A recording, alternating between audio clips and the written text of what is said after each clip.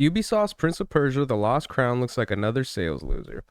So pretty much, I feel like that's almost a given at this point, considering that Ubisoft's track record for all the games that they've had come out this year has been trash.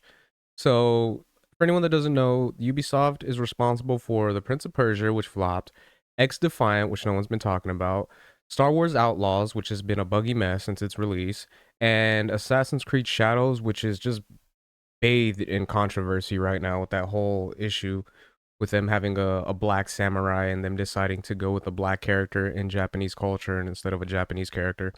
So the fact that this game is another sales loser, as they put it, is not surprising. I was honestly debating about even doing a video on this because at this point I'm getting a little bit tired of talking about Ubisoft because they're just fucking up left and right. But it is one of those things. I am a Prince of Persia fan. I really enjoyed, like I've stated in some of my other videos, I have really loved the first three.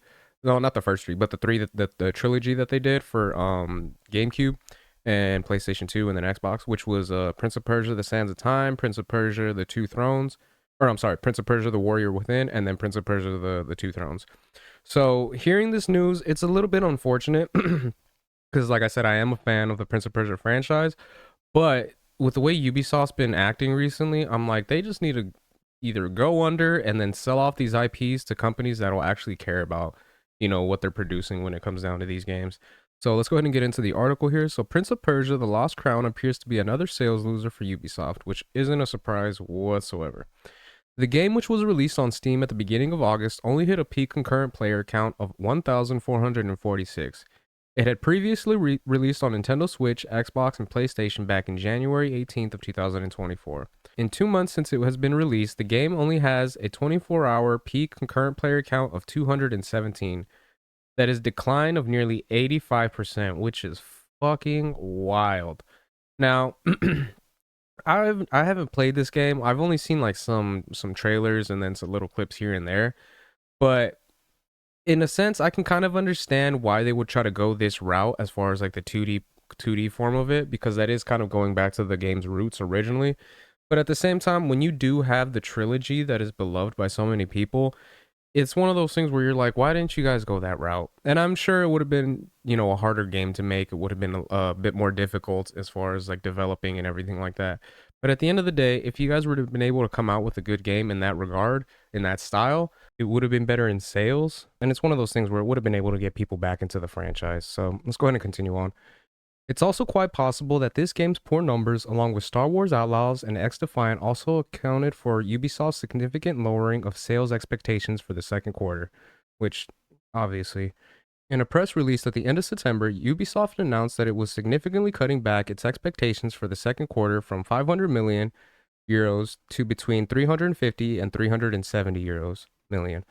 That's a decrease of 30%. It's also noted that it's lowering its yearly expectations to around 1.95 BN and around between even non-IFRS operating income and free cash flow. I'm not sure what that means exactly.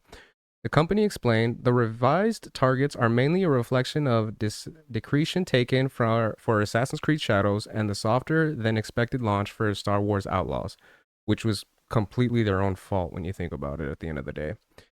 In the accompanying trading update call, CEO Yvette Guillemot was asked by Nicholas Langnet on BNP Paribas for the Q2 guidance.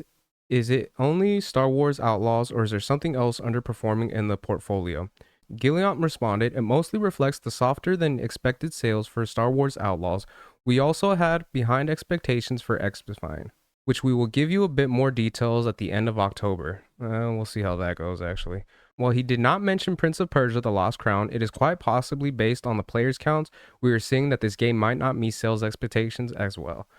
And it's one of those things like this game came out and no one talked about it. No one brought it up. It wasn't in the zeitgeist at all. So the fact that it's not doing well in sales, I mean, it's not really that shocking to begin with. What do you make of Prince of Persia: The Lost Crown player count and estimated sales figures on Steam? So it's one of those things like this game, it's not really too shocking to hear that this is the case, especially because with the way that Ubisoft's been. Now, I didn't hear anything on the game itself as far as like bugs or glitches or any issues that it had in that regard.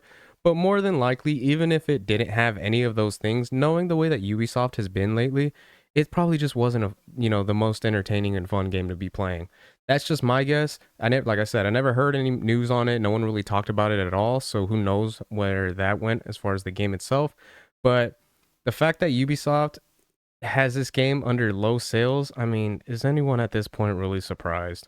With the way Ubisoft's been acting, I've said it before and I'll say it again, they're pretty much on borrow time. I'm just waiting for the company to either fall or just to be bought out by someone else and then just see where we go from there. So, those are my thoughts on that. Let me know what you guys think in the comment section. If you guys could like, share, subscribe, all that good stuff. You guys have been watching this long. I really appreciate it. It means a lot.